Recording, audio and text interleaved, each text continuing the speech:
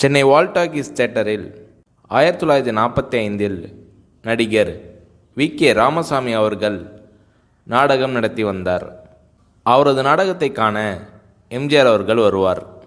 ஒரு நாள் காணும் பொங்கல் என்பதால் நாடகத்தில் நடிக்காமல் ஊர் சுற்றி பார்க்க போய்விட்டார் வி.கே. ராமசாமி அவர்கள்.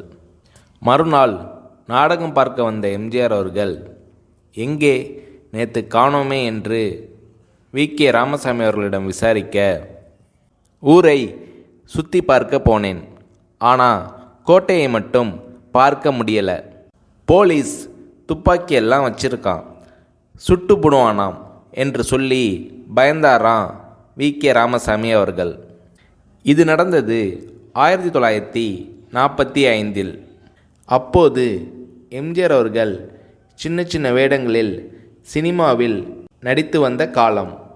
1977இல் எம்ஜிஆர் அவர்கள் தமிழக முதல்வரானதும் எம்ஜிஆர் அவர்களை மரியாதைக்காக வீட்டில் பார்க்க சென்றார் வி.கே. ராமசாமி அவர்கள். எம்ஜிஆர் அவர்கள் தன் காரில் வி.கே. ராமசாமி அவர்களை ஏற்றிக்கொண்டு கோட்டைக்குள் சென்று காரை நிறுத்தி, இப்போது கோட்டையை சுற்றி பாருங்கள் என்று வி.கே. ராமசாமி அவர்களிடம் சொல்லி அசர வைத்தாராம் எம்ஜிஆர் அவர்கள்.